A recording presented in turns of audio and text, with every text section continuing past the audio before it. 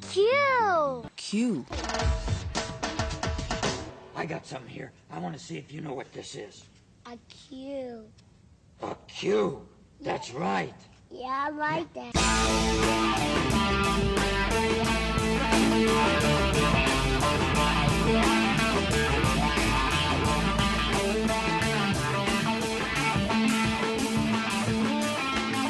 Hello and welcome from deep inside the damp, dark cave of Jolly Roger's studio. This is the Q Filmcast. And once again, whether you're with us online worldwide or perhaps nationwide on one of our affiliate stations, thanks as always for tuning in. If you're not aware or you don't yet know, we are the show which brings to you our review of a particular film currently streaming on Netflix Instant. We gather here each week at Jolly Roger's studio where we go around the table to tell you what we thought. That and our top 3 list, which is always inspired by the movie in question. So welcome all. And let's talk about what that movie is. Let's just get that out of the way, guys. All right. This week, selected by James Hard Sub Savage. Yes, sir. Here we go, Savage. 2013's Any Lovin' is Good Lovin' film adaptation of Cormac McCarthy's Child of God. Is that how it's pronounced? No. Well, I'm just going to let it go. Okay. Child of Gad, yeah. We'll set that tone. Whenever I say God, I'm saying Gad. Okay, Child of God, 2013. We're talking about first-time director James Franco. And this is your selection, so here we are this morning. Nothing like this kind of conversation on a good Saturday morning. Start the weekend off proper. Right. This film stars, let's talk about the players, Scott Hayes. Yeah. Boy, he's a hard-working actor. Yeah. He goes the distance. He'll do just about He'll do anything. Full commit. He's like the new Roddy McDowell. He is. Yeah, Roddy McDowell. Tim Blake Nelson. We know who that is. Yeah. Tim Blake Nelson from Oh Brother Where Art Thou is what I think of. So horny toad. Yeah, he's a horny toad. They sexed him up. James Franco, obviously, the director. Well, he's in the film. Cameo. Kind of. Yeah, slightly getting into player, though. He's in it for Credit more than... crawler. He's a credit crawler. He's a credit crawler. He is a credit crawler. And we have to give a shout-out to Nina Leggetti, and I'll tell you why later. Yeah, when you take on that role, you're going to get a nod. Yeah. Okay? Yeah. So there's your players right there. Cute, dude. Yeah, she was cute in the movie, wasn't she, Max? Yeah, she For a little was. bit. Yeah, for a while. At one point, she was. So there you go. 2013's Child of God, selected by James Hard Sub Savage. And so, if you've seen this film, keep listening to see if you agree with our take on it. Or if not, you listen to see if it's something you may want to queue up yourself. Date night. I'm Michael, along with, as always, to my left. Let's just say it again. James, so hard, so savage. What's up, Maestro? Oh, I'm all right, Savage. How you doing? I'm doing well. Yeah, did you have a pretty good week? I had a pretty good week. How was your week? How was my week? Yeah. Oh, I had a great week. You want to know why? Sure. Well, let me tell you why I had a great week, Savage. Did you know at no time whatsoever did I have to take a dump in the woods and then clean out my crack with a pointed stick? No time? Did you know that, unlike the producer? I did not know that. Yeah. Pointed stick. I thought that happened every week. It might happen the end of this week. Did you know at no time I have to walk around with snot in my mustache? That's good. Haven't been sick. Did you have to lick it off a flashlight because you were starving in the cave? Yes, I did. Not any time during this week that I have to put up with my wife giving me a cold shoulder, or a cold torso, or a cold leg, Just or a hot cold pillow. arm. Yeah, everything was warm. That's what I'm telling you. She It was gave all you- warm. She did give you a cold stare. She gave me a cold stare, yeah, and it was like, get to the other room. You had chili last night. So there you go. You say, Savage, I had a great week. All right, I'm glad to hear it. When you could say all those things in synchronicity, you had a pretty good week. It's a good week. Yeah. It's a good week. Synchronicity. In synchronicity. Synchronicity with who? The police. He's got the police on the Yeah, mic. it's all together. It's all as one, Max. It's all as one. Max Gumbo Johnson, by the way, to my right. How are you doing? Oh, pretty good. Pretty cold outside.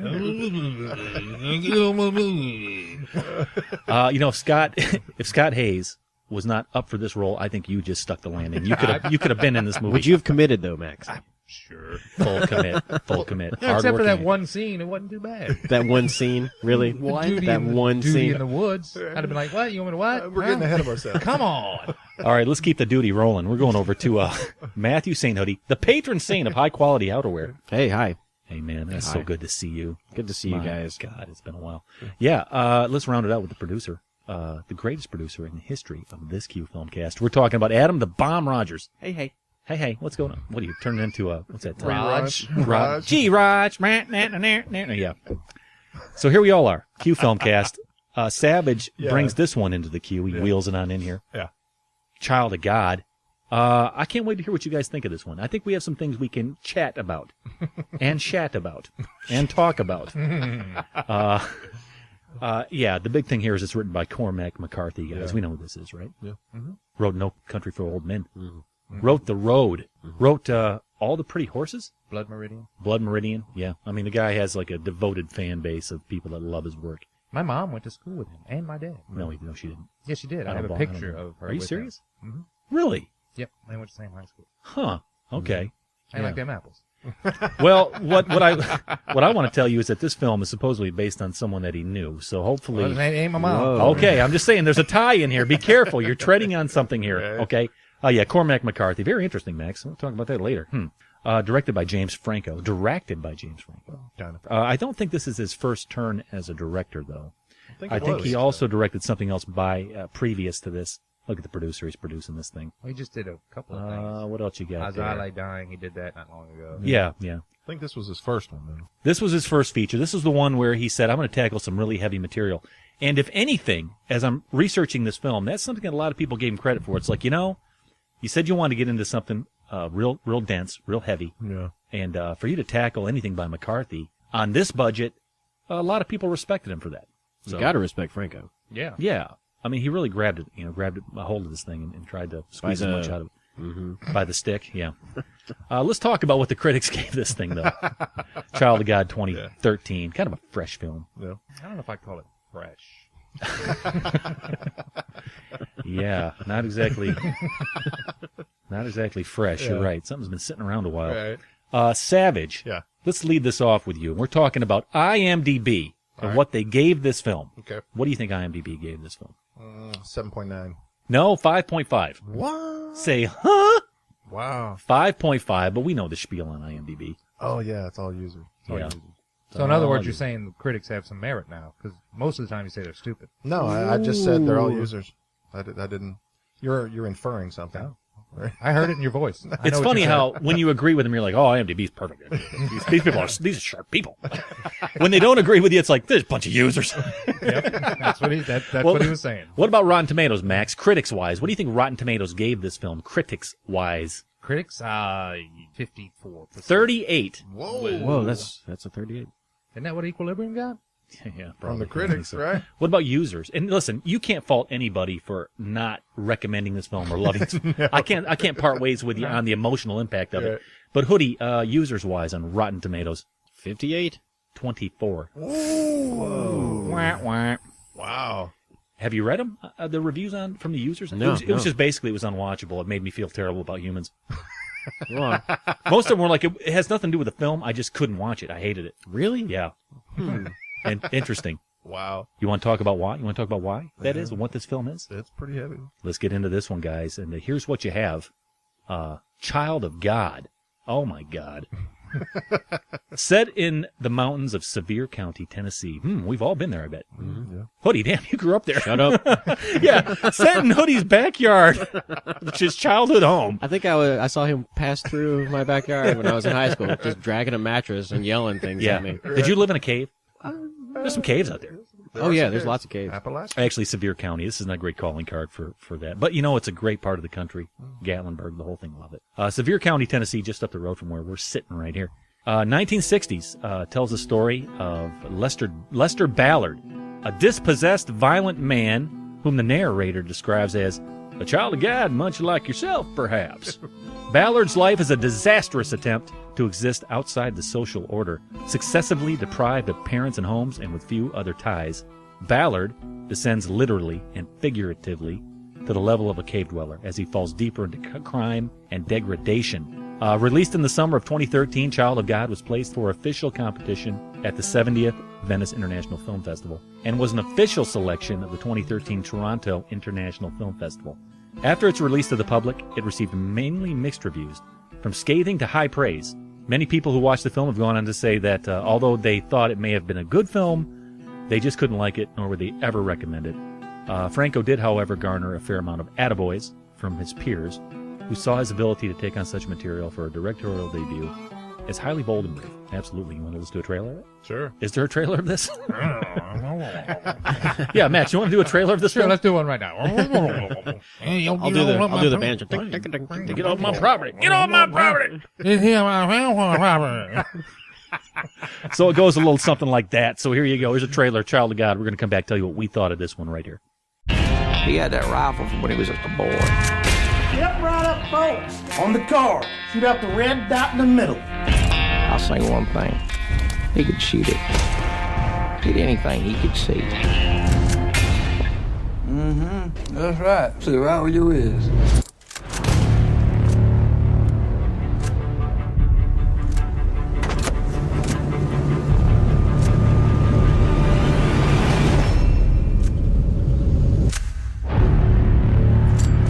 Morning, Sheriff. Let's go. Where do you reckon they is, Sheriff? You oughtn't to mind helping us to unscramble a little misunderstanding. Okay. But what things is you've done we ain't found out yet? Let's see your driver's license. You ain't the law.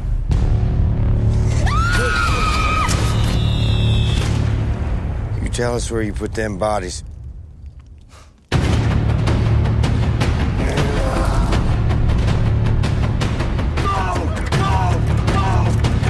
Lester, shoot me?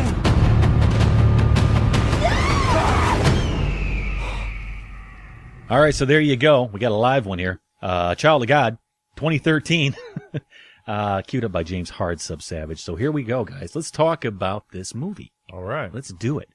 Here's where we go. Let's go. Let's get lively. Come out of the cave, and here we are. Let's talk a little bit about trivia, some facts and figures, as we do. A little trash talk. A little trash talk on the film, yeah. Did you know, Savage, did you know that Scott Hayes was recently named as one of Variety's 10 actors to watch? No. Since its inception 15 years ago, the list has become a key showcase celebrating the finest new talents.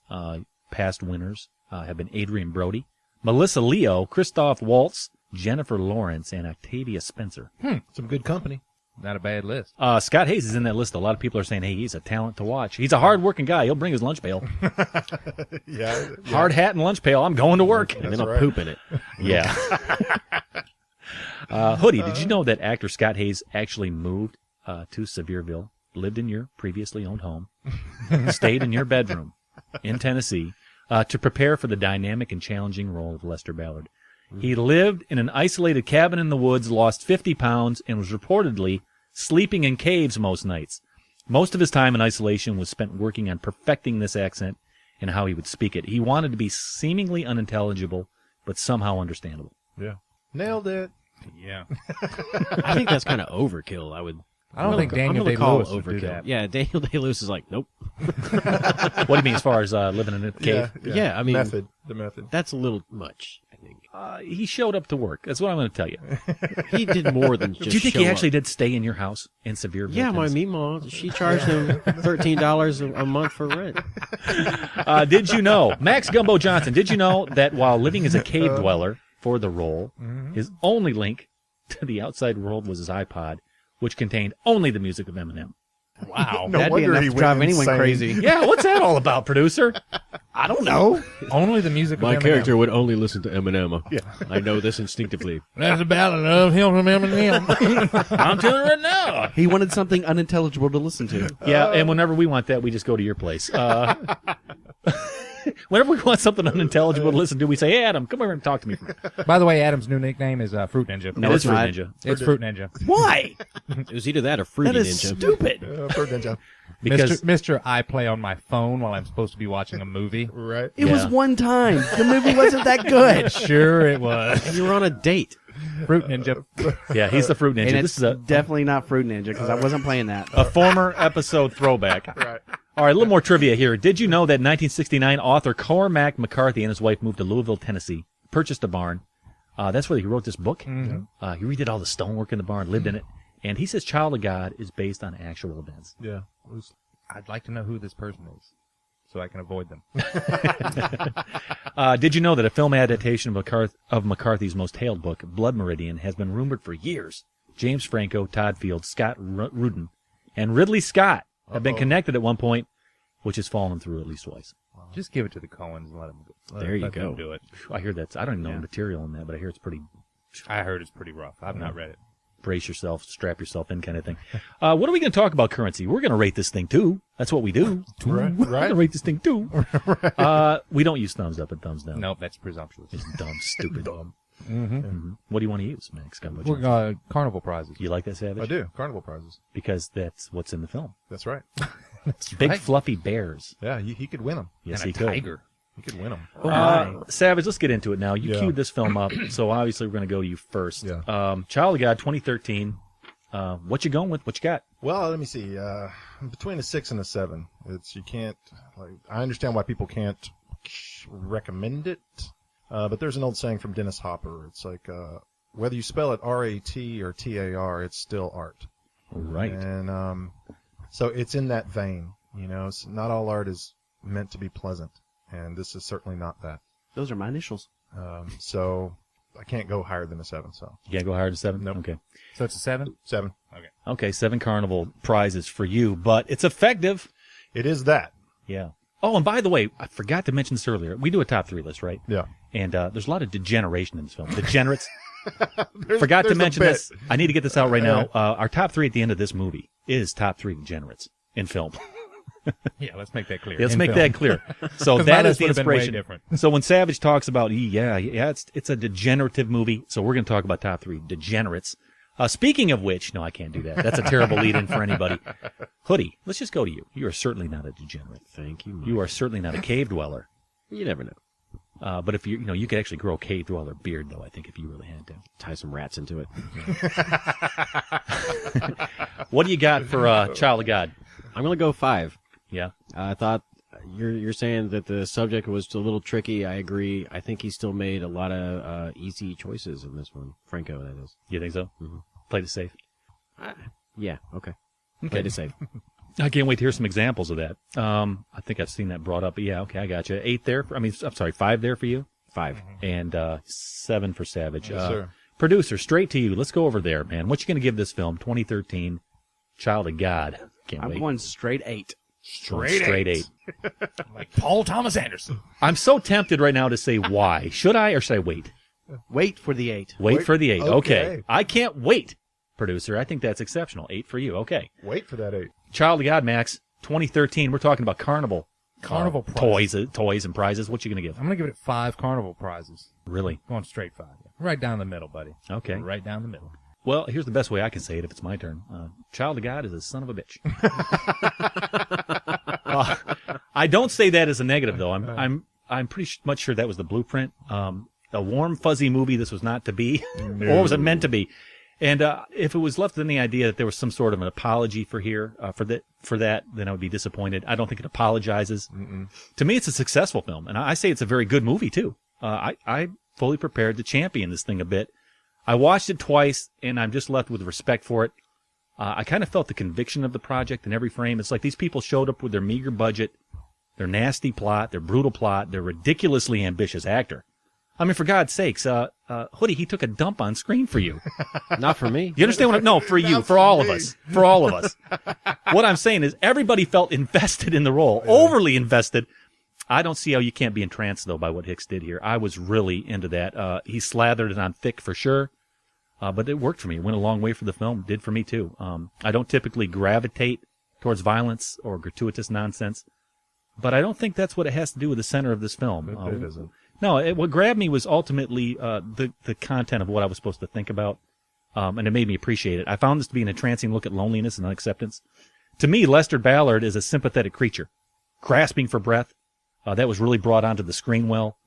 Just like your oxygen, your body needs oxygen. Your soul needs other things too, or it'll drown. Yeah. So the content's really good. It really does go to work for the audience. Like I say, Hoodie, he took a dump on screen for you. Okay? I'm going to go 8. All right. 8? I'm surprised by this. I thought that there was a lot here for me to appreciate. I'm going 8. You and Adam the same. I don't know that that's ever happened. No, I don't think so. Probably for different reasons. I think it's going to be for different reasons. No. But like I'll say again, Child God is a son of a bitch. But man, it worked for me, and I need you guys to tell me why, probably. There's 33 carnival prizes.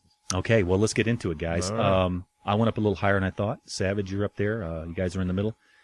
When you think of this film, Savage, what do you want to talk about? Well, what comes up first? If you listen to the show and you're a fan of the show, you know that I resonate with the tragedy of the lonely guy. Mm-hmm. Those stories resonate with me, and if there was somebody more lonely than Lester Ballard, I don't know that I've ever seen it.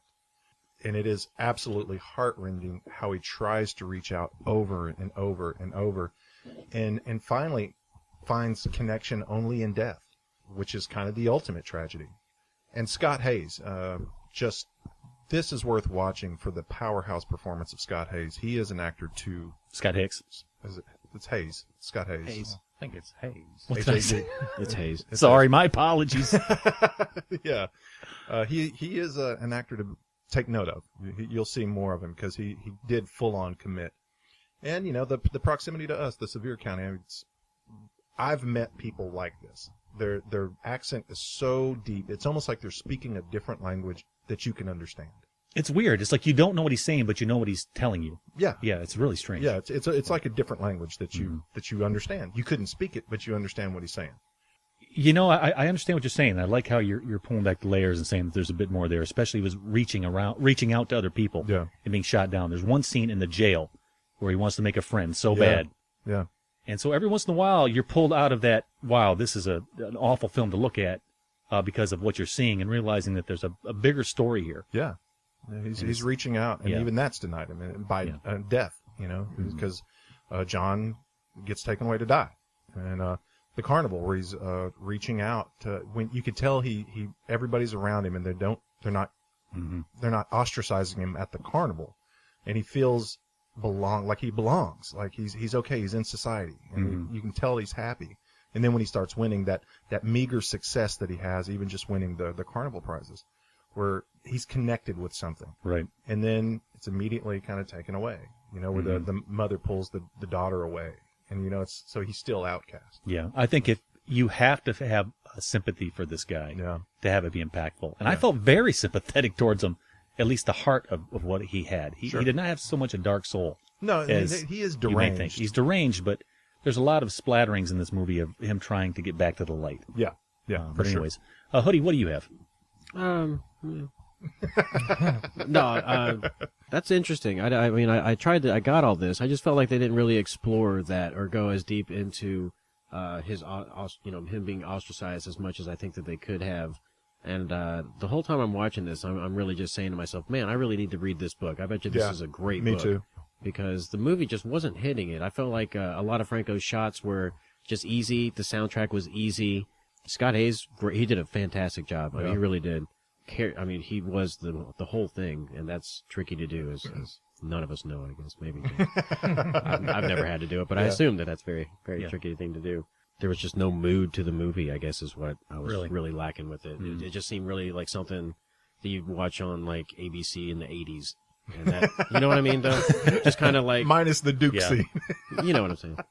Okay, well, Hoodie, I can't wait to get into a little bit more of that. Also, I don't gravitate towards the Southern Gothic writers that much. Really? I would consider this a very Southern Gothic story, even if he's not a Southern Gothic writer, per se. Just focusing on... the derangement of the South, basically. They pick out, like, the very worst characteristics of the South and just exploit the out of it. And it just irks me. You see, I don't know if I thought it was so much a Southern story. It's just a guy in the South who's from there. I don't think it pulled apart. This is relevant to the area. Yeah, but it's very much so a Southern Gothic story. Yeah. Okay, yeah, but... every aspect of it is where your main character is a degenerate and small town and all that. The whole thing is very Southern Gothic. Okay. And I just don't like it. I really just have You mean you're talking about like Sling Blade as well and stuff like that? I would consider Sling Blade a Southern Gothic, sure. Yeah, sure. Okay, but the overemphasized, what do you call it, tropes and things like that in the South. Yeah. Well, it's you can make, like you said, easy decisions. It's easy to go to the stereotype and the cliche. Yeah. And being a Southern boy, I guess I just have a problem with that. Yeah. Because we have hockey now. Yeah, don't get me into the whole South. I have a whole take. Never mind. Yeah, we know. We don't want to start that. Yeah, we don't want to start that. Right. It terrifies me when I hear... never mind. I better stop. Max Gumbo Johnson. Let's get into this thing. I think you went 5 down the middle. I did go 5. Bullseye right there in the center. What you going with? Surprise. Now, what do you think of when you think of this film outright and off the bat? I think James Franco could have done a way better job, to be honest. I think a lot of the problems with this film are due to the direction. Yeah. I get that the guy wanted to be somewhat unintelligible, but still be there were parts I'm like, what did he say? I can't understand what he's saying. I literally was like, what did he say right there? James Franco should have said, look, I know what you're trying to do. Let's make it a little more clear so we can understand, because it's called dialogue. You want to speak it to a certain extent. I understand what he was doing, but it was a little too much for me. So, and like Matt said, some of the shots were just too plain, everyday. Plain cliches, like, oh yeah, here's a shot up at the sky through the trees. Okay, I haven't seen that a million right, times but there's before. no like you said that you go towards like the beautiful in the movies, which is there's nothing really that pops out as like a defining scene that's like, oh, that's a gorgeous shot. I didn't say that once. I don't think the camera work was all that great at all. Cinematography wasn't great. No, it wasn't. Okay, you know what? But one more thing, what Matt said about it didn't explore these themes of loneliness and isolation and stuff like that, and y'all were talking about how you're sympathetic to the guy. I'm not sympathetic to him at all. He was a jerk. He was a jerk. That's a little too simple to say he's just a jerk. I think he was a jerk. He is a jerk, but he's a jerk. I mean, he got what he had coming to him a lot of the time. I can pull out scenes of sympathy all day out of this film, to be honest. And I can pull out scenes of him being a total jerk all day, too. Well, that's just an easy scratch in the surface like a lottery ticket. He's just a jerk. I mean, come on. Okay. That's like saying, hey, I taught kids to read while I was in jail or something. Well, does that make you a good person because you're in jail teaching kids to read, but you're in there because you murdered somebody? I mean, he's not. This is a damaged protagonist. This is a guy who's seeping in loneliness, who's desperately trying to find his way out, crawling out from the earth like he does at the end of the film. Yeah, that's not just a jerk. It feels like that the people around him made him who they thought he was. Does that make sense? Yeah. Mm-hmm. Yeah. Like he started out as like, he probably was a decent guy. He's got like a speech impediment. He's not the cleanest guy, so people kind of shun him. And then they project, all this negativity on him. Yeah. That's not really there. Yeah. But by the end of the movie, it seems like he's just absorbed all of that and become, what they told him he was. Well, and that's like to me, that was like very much so the underlying theme of the whole thing. Of the story. It has a lot to do with how we treat each other and the results of it, and what the effects of how we treat others in society can be. Right. But the loneliness came through for me. The sympathy came through for me a lot in this film. I was sympathetic to him more at the beginning than at the end. When he found the car, I kind of started to go pull it back a little, like, eh. But on top of that, he didn't know any better. Yeah, and nobody ever told him what you're doing is wrong. Oh, he did though, Hoodie. He struggled mightily in that scene. He would leave the car. He knew it was wrong. He would get far away from it and then run back and do a little something else and run away again. He was completely torn between right and wrong. I think he knew all the time that this was the wrong way to go, but his loneliness was so overbearing and so grasping that he could not escape it. He would literally look up at the sky and go, ah, once in a while. Tortured soul. I disagree with you on the car scene that he was going back because he didn't know what to do. He was going back because he forgot to take his rabbit. And then he went back because he forgot to start the car. He didn't want to get caught is what he did. No, he was torn. He was desperately trying not to become If he was that torn, he wouldn't have bothered to start the car back up. Max, he starts out, first he just feels her up and leaves. He left his gun there. He left his rabbit there. He didn't start the car back up. No, he was torn, completely torn as to what he should do. But what Max is saying is legit, too. He was trying to avoid being capture. Caught. Yeah, for sure. You don't want to be caught doing that. But then that shows that he knows right from wrong. Yeah. That implies that he does know. But you can't say that he's not damaged. I didn't say he wasn't damaged. What happens is he progresses into feral. He becomes feral throughout this movie. Well, he gets more and more homeless as the movie. It starts off with him auctioning his dad's property. Because his father killed himself. Well, but that's beside the point. He loses his house, and then he moves into he goes squat in the little cabin. And then he burns that down. And he squatted in the woods. Yeah. And then he goes and lives in a cave. Right. So more and more he's getting close, farther and farther away from... more feral. Yeah. But we've got a surprise 8 over here we need to hear. Yeah, Adam, let's go to 8 on you. You gave this 8, and I want to know why. Fruit Ninja. I want to know why. What you got? I didn't see anything wrong with this movie. I didn't have any problems with the subject matter. Didn't really see any of the cinematography that y'all are talking about bad or anything. I thought everything fit well. Had a nice pace. Right? Yes. when it started out, I wasn't a big fan of it. I thought it was just like, oh God, we're just going to focus on a crazy dude for half the thing. Because I went in not knowing anything about this movie. Yeah. I was shocked the whole entire time. And that's one thing I liked about it, is that I was shocked. Yeah. But I wanted more backstory from this guy. I just thought it took too long to get to this main story, but I saw this as a horror movie in the eyes of or from the point of view of the killer. Yeah. I mean, I guess it turns into that. The reasoning behind all of his actions, though, is what I liked. And you talk about backstory. I found it odd that they just kept throwing in just a little bit of narration, kind of out of the blue, where they were just from the sheriff. Yeah, they talked about how the dad killed himself, and then he grew lean and bitter, always slouched with a gun in his hand, like they were reading pages from the book. They were. I'm sure they were. Literally, and I thought that was an easy way out for Franco. He didn't spend any time going back into the backstory of this guy more than that. But it worked for me. I don't need to know any more than what the narrator came in and told me, and that was like, okay, that's all I need. Yeah. That worked for me still. It was odd, but it worked for me. It worked for the story. I'm not crazy about that sort of technique.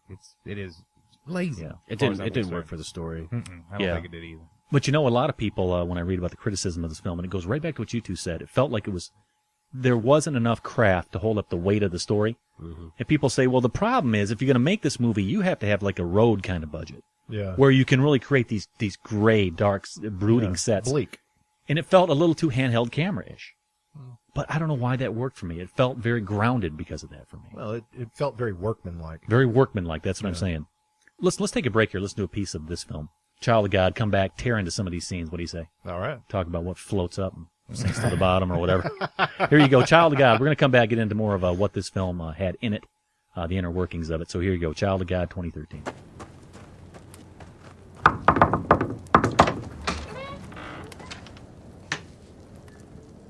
Hello. I know you're waiting. Something kept me.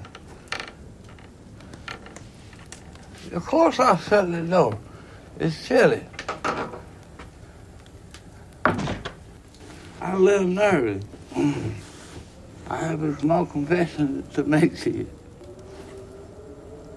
You might be the most beautiful woman I ever seen in my life. I'd be very honored if I could have one kiss. Congratulations, you just listened to a piece of Child of God. And you're still with us. Yeah, 2013. Did you get any of that? Any of it? Yeah. At all? That's the film Savage brought into the queue today, and we're talking about it right here. Let's talk about some scenes. Can I bring one up real quick? Sure. My favorite scene, how can you say favorite scene?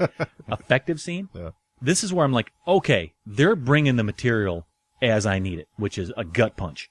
We all know what happens here. He takes the dead girl. His loneliness seeps into, this is as good as it's going to get for me. Yeah. I'm so desperate to feel something. Yeah. I'm going to play with a dead girl. Well, and he felt something, all right. Yeah, he did. But he brings her back, and that date between him and her, he actually courts her, knocks on the door, pretends that her dad's answering the door, and he's going to get her back. So tragic. Just tragic. And you could see he's putting the lipstick on her, putting a pretty dress on her. And he was actually making love. It wasn't like, this is a degenerate that's a sexual fetish. He wasn't doing this as a sexual fetish. No. It was just sheer loneliness. So effective for me. Yeah. Scott Hayes, that's when I thought he ate the role right there. Yeah. What do you got, Savage? My favorite scene is another crazy woman scene, is the woman in the woods that he finds. Worst accent ever. Didn't get that. Okay. No, that was when he was on the precipice right there. He could have changed either way right there. There was an attempt of kindness that he tried. He tried to save somebody at that point, and it was thrown in his face, and it went the other way. Yeah, explain that scene to me real quick. I'm trying to figure out, like Max, I didn't know what that was. He stumbles upon this girl in her granny panties. Right. Laying in the woods. Right. What was that? Well, I think that's probably harkens back to the book. There's a whole nother subplot that's missing from the book. Okay. And probably. Did you read the book? I've read the Cliff Notes version of it. They said this was pretty accurate. Yeah. So I suspect that that's just lifted from the book, because then you've got to get into why he's arrested, why he's in jail, why did he meet John. So it creates that subtext that he has to experience throughout the rest of the film. But I saw it as this was a moment where his life could have turned, because if he could have saved her, if he could have brought her back to somewhere, he could have saved himself at that point. and it was thrown in his face. But that goes back to what I was saying, that he did show kindness to her. Yeah. And he didn't touch her. He ended up running away, and Right. she, throwing stuff at him as he ran away. And he goes into the, police office or whatever, and they the were high sheriff of Sevier County. But they were questioning him, and she flat out lied and said, he raped me. That's what happened. And he's denying it, but everybody's like looking at him like, yeah, this guy totally did that. Just look at the guy. Right. So they were projecting that onto him. Mm-hmm. So what's the point in being nice right now? Everybody just thinks that I'm a degenerate. Who cares? What do you think about the cop played by what's his name? Was he effective in the story as far as playing a bit of the heavy on him? How did you like his character? As far as just the sheriff, I think that it was pretty forgettable. He was forgettable as a character, but he did spearhead my whole point of view on the movie, projecting all this onto him, onto Lester. Okay, so his role in the film was kind of to step in once in a while and remind you that this guy's a degenerate. That nobody likes you. That nobody likes you. That this is what you are. Yeah. You'll never be anything better. Right. That you don't belong. He kind of spoke on behalf of the town. He let you know how everybody in the town basically felt. Yeah. Well, he was an elected official. Yeah, I guess so. Yeah. Max Gumbo Johnson, get into it, man. When you consider this film, I don't think you're kind of hot and more cold on it. But what jumps out? Well, like y'all said before, it made me want to go back and read the book because there's things in here, there's choices in here that I'm like, I'll give you one for example. At the very beginning of the movie, he's walking up to where they're auctioning off the property. And he's got that lever action rifle, and he keeps cocking it. Yeah, I mean, if you do that, bullets are going to pop all out. you're going to do is have bullets popping out, and that's his threatening thing. He's like, I'm walking around cocking my gun, get off my property. Well, okay, I want to know why was he doing that because he didn't have bullets, or was he just trying to make a threatening thing, or what was going on there with that? I thought the exact same thing. Even when he was hunting in the woods after that, I was like, he's not shooting because he doesn't have any bullets in the gun. And then I guess when he stole the money, he went and bought some You can bullets. take that. I want some of the technical stuff. I thought, okay, how is he getting these bullets? I thought about that. Well, he went. I'm sure. And I'm thinking, okay, well, I'll just have to assume something. That's okay. I can just assume things for you once in a while. It is Tennessee. There's a Walmart around every corner.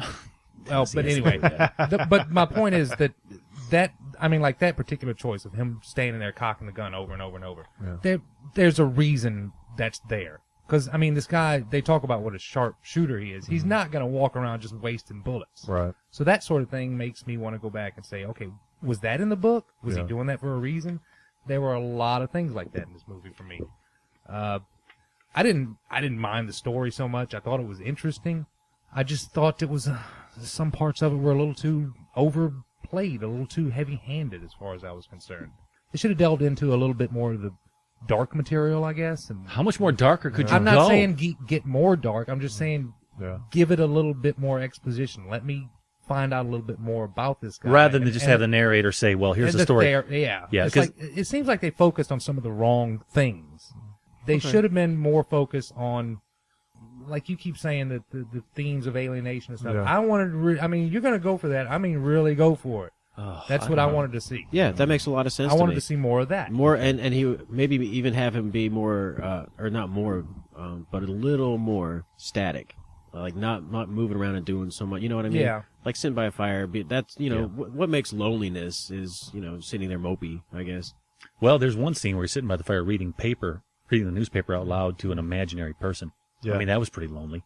Well, but that also establishes that he's not completely uneducated because he can read, and he can read fairly quickly. And counter that with dragging a mattress through a creek. Yeah. And then dropping the mattress and grabbing the mattress and dropping your shirt. That dude was having a bad day. I think he was pretty resourceful, though, at the same time, too. He knew how to set up that cabin. He knew how to drag that mattress. He knew how to shoot, and by the way, catch a chicken. Right. Yeah. He knew how to put in a pigeon's head in its mouth and bite the head off the pigeon. Right. Take a dump in the woods and clean out your crack with a stick. That's not how you do that. Nah. I mean, That's not how you do that. I think a lot of those things also brought to the idea that he's been out here a while. Yeah. He's learned how to adapt to this. Yeah. He was feral. He became wild. Yeah. I think a lot of that's just semi-established by his. Again, it goes back to the narrator. We're talking about his gun. He worked and worked, and the day he had enough money, he quit and went and bought that rifle. And boy, he sure knows how to shoot it. We don't need to know that. We honestly take that whole narration out of the movie, and we got that. Yeah. I got it. I mean, they showed us that he knows how to shoot. With the carnival it doesn't thing. matter where he got the gun. I assume his dad. Yeah. So. What do you do? Yeah. But you said he doesn't like to waste bullets. If we're talking about scenes, I want to Well, talk I didn't about think shooting he the did. bears. Yeah, well, he shot all his animals up, and Mhm. and that was kind of like was that? I feel like that was a turn for him. Like, It was. That's where he lost. He says, "Oh, you know what he said when he shoot them? I I wrote this thought y'all down. were my friends. Y'all Well, betrayed me. He says, "I'll teach you what they taught me," and that's where he just decides, you know what? I'm not going to try to be good. I'm just going to let it engulf me. Right. That's good. Hey, you talked about the gun, though. You know, the narrator got into that. He says he worked for 8 cents a post. He got this gun when he was a kid. Mm-hmm. And the minute he had enough money from digging posts, Yeah. he got his gun. He never went back to work. Yeah. See, I mean, the narrator stepped in and gave you a nice backstory for everything you kind of needed.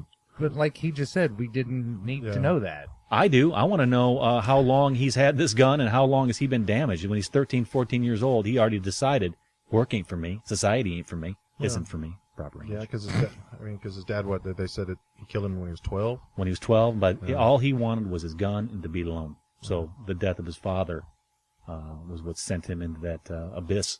Yeah. I don't know. That the whole timeline kind of throws me off too. I would like a little explanation there. Well, and then I thought that if you pick easy choices, you can do the obvious. All right, here's Act 1. I'm telling you, literally. Act 1. Yeah, the 3 acts. Act 2. Act Well, 3. I read a little bit. They said the book's actually set up exactly like that. So Well, I can forgive that. okay. That and the sick dog was a really heavy-handed parable for me. Oh, the sheriff? Yeah, Susie the sick dog. Susie the dog, she'll always be sick. Yeah, it was But you know- always sick. But that set the idea that, okay, this guy just thinks that sick is sick and it needs to be done with. Yeah. That set the idea that he's not going to have any sympathy for this dude. No, he knows there's no hope because Lester's a sick dog. Because you got to ask yourself, why is he telling this story? It's going to set the tone that he doesn't appreciate sick things. Yeah. Because they were in car 54. Hey, Max, what did you think of the carnival scene, though, when that dude tried to keep him from getting the prize? He's like, no, you didn't knock the whole center out of the thing. And Lester's like, well, give it to me again. I'll show you how it's done. Well, I mean, he did it. Yeah. He did what he had to do. He wanted that tiger. Yeah. And it's funny because I thought he was like looking at these animals like, oh, warmth.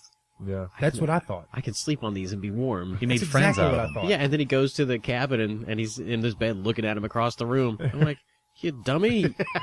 Cuddle, man. Cuddle. So, That's exactly what I thought. Oh, man, this dude's like, I can use these like a sleeping bag. hey, Yeah, question fun. for you. I'm looking at my notes here, and this is something I was desperate to ask you guys. What happened to the dead girl and the dead boy? Did they commit suicide? What That happened? was poorly set up. Poorly I set thought it up. was carbon monoxide poisoning or something. Yeah, but the exhaust pipe Right. wasn't blocked. I read what they did in the book, how they explained it in the book. It was They got suicide, right? stuck into they stopped to make out in a snowstorm, fell asleep, and the snow piled up around the exhaust pipe and back into the car. That's what happened in the book. Okay. But, I thought, okay, either I'm going to accept this and just let it go and just say, okay, that's what it is, or I'm going to let it bother me. I decided not to let that bother me because it is a poor setup. It's a very poor setup. It is. Very poorly done. There should have been something else there to explain. I mean, Yeah. Come to. I don't know, have them have bullet holes in their head or something, anything. I don't know, Explain though, why man. they were dead. Maybe they pulled a Romeo and Juliet. Yeah. Poison. Yeah, something. I mean, But Something. were you not engaged when he decided, okay, this is my boy? I tell you what, the sex scenes. Oh yeah. Oh, Hot. Brutal. he thought they were hot. I was about to say. I mean, I think he actually went for it and finished. That's how committed Scott Hayes is because they didn't He's hold got back 3 on. kids now. Yeah, one of them's you, right? Sevier County. Right. Stop. No, I'm just playing. But once again, I thought he just raged in the role, and it really worked for me. Yeah. I liked his accent. I liked the way I could barely understand, but understood Yeah. at the same time. I did too. What do you think also, at the end, something else I thought was a little rushed, but I could still appreciate it, was when he decides to go back and take over what he thinks is his family's plot. And he Yeah. shoots that old guy, and the guy, Shoots him. he has the scalp on his head. What about all that? Yeah. No, he'd completely gone into the abyss at that point. I mean, as far as the film is structured, he was obviously just insane. How do you explain insanity? You don't show up with lipstick and a scalp and dress and try to murder somebody without Leatherface does. Yeah, well, Leatherface did. insane. Insanity. So yeah, I mean, it was just insanity. Did you like the scene? Did you feel? I did. Did you feel shocked by it, like they wanted you to? Yeah, I mean, and it was. I found it genuinely creepy. Yeah. It's in the skirt and the weird smeared makeup and That is creepy. Just Yeah, but running add from some tree to mood to tree. the cinematography, and you got a standout, crazy scene for the ages. But this is just going to get lost. So you're with the pundits that say it needed more money. It just kind of needed a bigger set. I know what Hoodie's saying. It was like flat almost. It was just like brown. Yeah. I needed black and whites and mood is what I'm saying. Style. Give me some of that. Jim Jarmusch could have made this into a I was thing. just thinking that. I'm not even joking. When we went to break, I was trying to picture how Jim Jarmusch would handle it, and I thought Dead Man, and that would You know what I'm saying? Almost like you're looking at a comic book. Exactly. Yeah, I think that would have worked well, but the story got me. I don't know. That to me, it's about the story. Hey, one more thing too. The ending. Let's talk about the ending before we wrap this up. We don't need to talk about more dead people. Yeah. Or humping dead people or anything else. Yeah, the ending. Here comes James Franco. You call him a credit crawler. He had a little bit of a role here. He comes in as the lynch mob at the end because obviously Lester now has gone into full rage mode. I guess he's picked off people off Lover's Lane. I guess so. Drags him back to the cave. What did you think of... Let's drag him out of... by the way, he loses an arm. Yeah, from getting shot. So now he's just this lump of just desecration laying in his bed. He didn't lose his arm. He just couldn't use it. It was gone. No, it was gone. Shot off. I thought he had it up under a sling. No, they amputated. They looked at his old little stump there all wrapped up. Oh, well, I guess I missed that. Yeah. I thought it was in a sling. He couldn't even grab a stick right now. It wasn't a really good effect. I mean, it did look like his arm was stuffed in his shirt because it was stuffed in his shirt. Yeah, it was stuffed in his shirt. But did you like the ending when they drag him off, then he escapes, and the way it ended was so strange? Did you like that? I had a problem with that. Completely ripped off The Descent.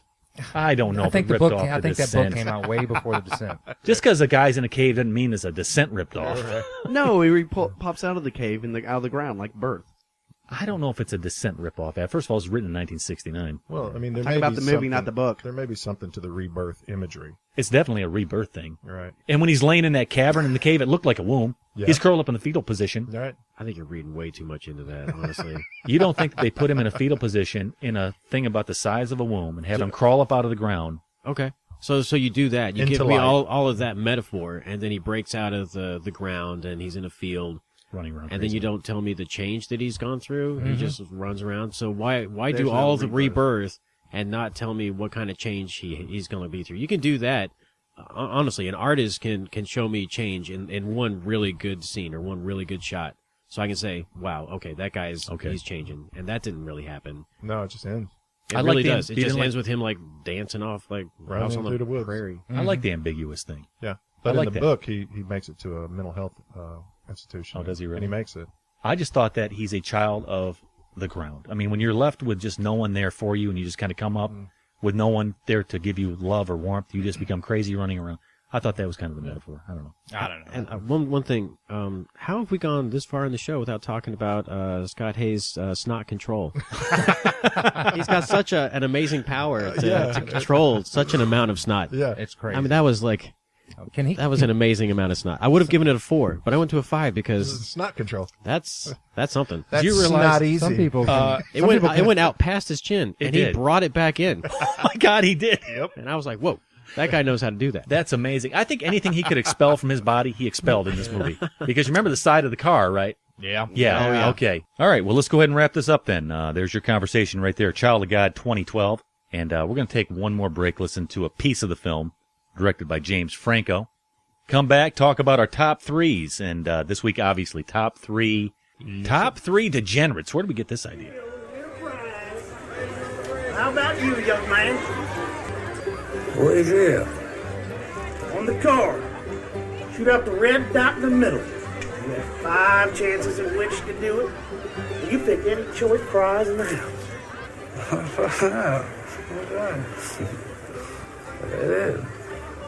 And the elbow rest is permitted. Oh, that's right. I don't need no rest.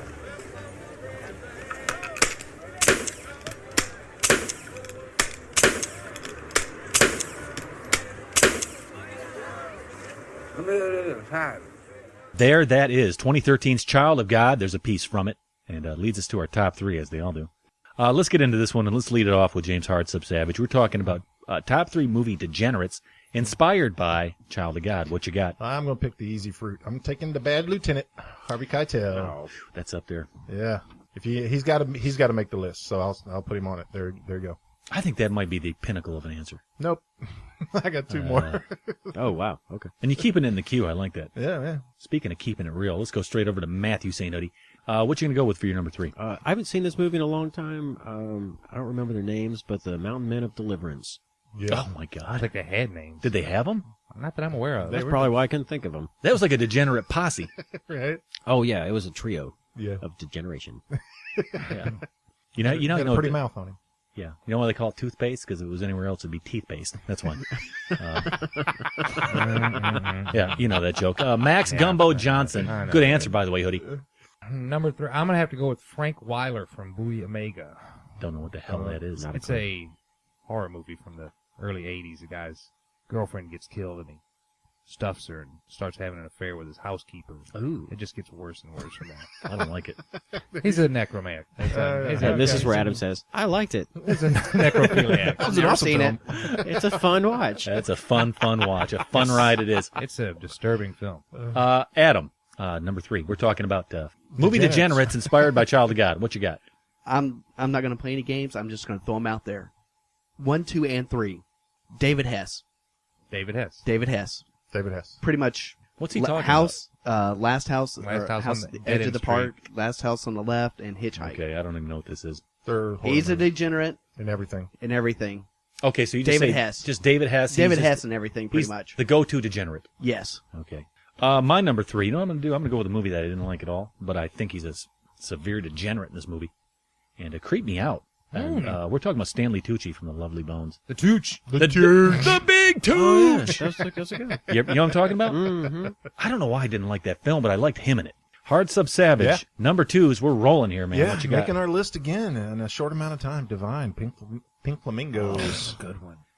What a, just everybody in Pink Flamingos. Why do you keep telling me about this movie? Because it's pretty. We had to name some degenerates. Yeah. Okay.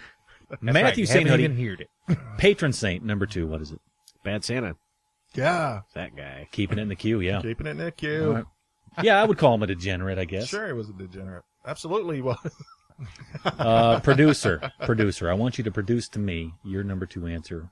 Go. David Hess. David Hess. Is it? He's already said, this is my 1, 2, and 3. Oh, God. I thought you were just saying that as for your number 3. Okay. Right. This is pretty lazy on your behalf, but I like it. It's not lazy. Y'all would guess it by the second one. Be like, oh, let me guess number 1. David Hess. All right, Mr. Hess. I'll take your word for it. You've sparked my interest. If I want to see degenerates, I guess I'm going to go watch a David Hess film. Max Gumbo Johnson, what's your number 2? What is it? Frank Zito, Maniac. He killed people and scalped them and made mannequins out of them. Then he had sex with them. Yeah.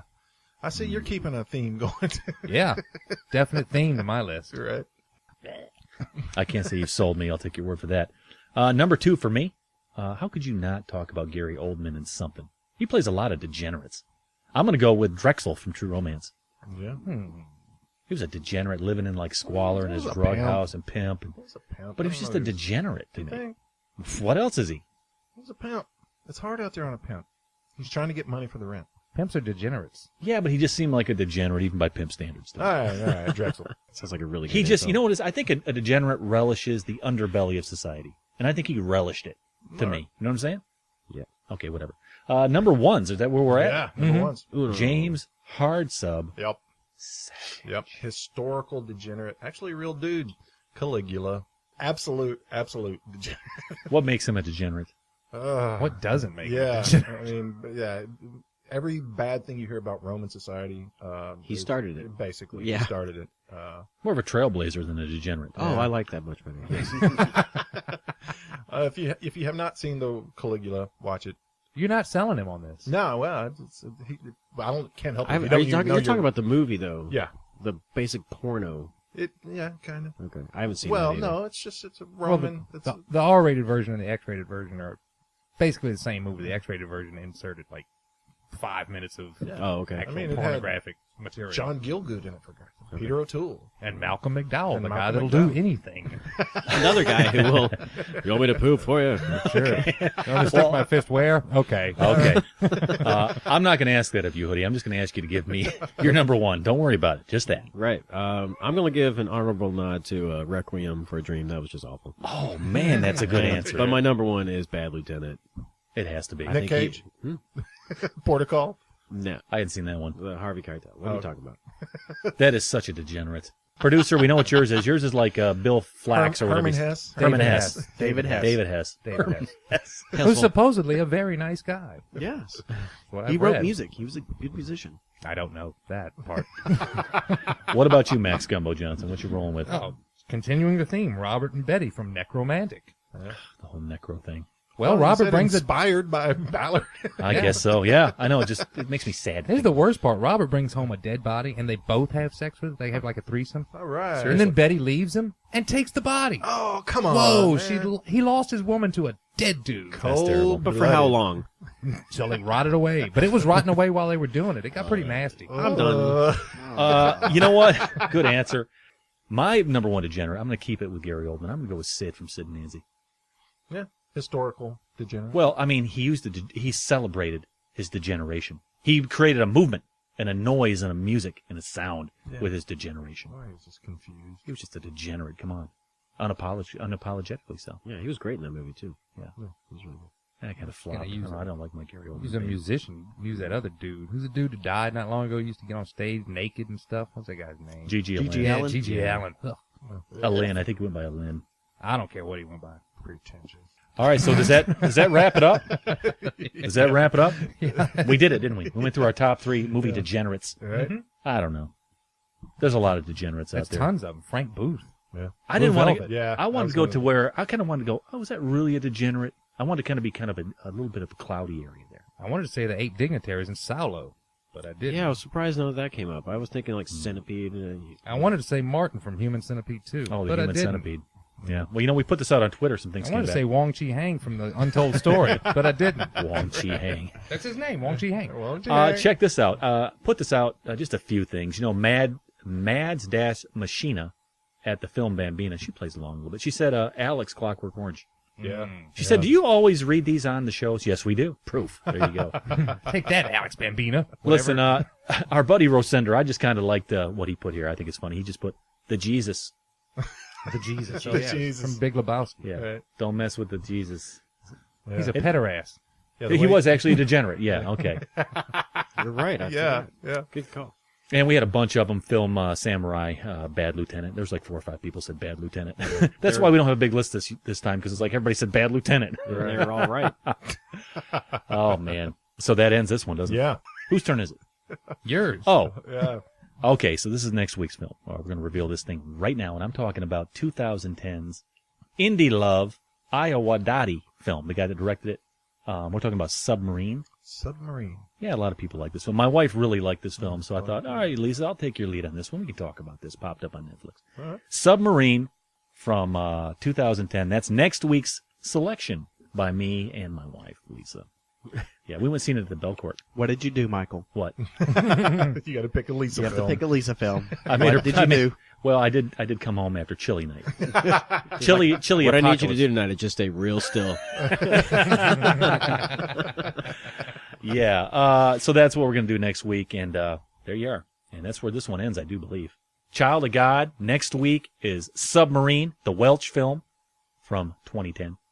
And, hey, you go to thefilmcast.net, by the way. You want to keep with us, keep with us.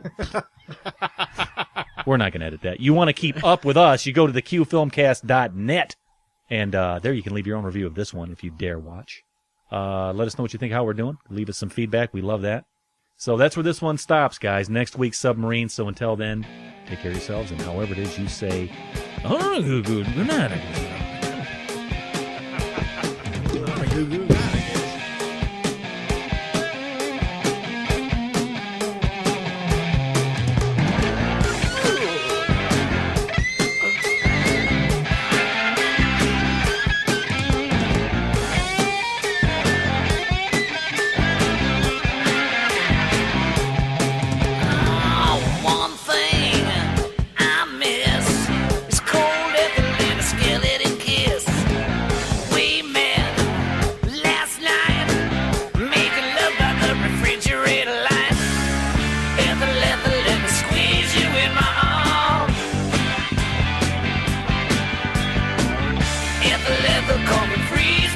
Charm.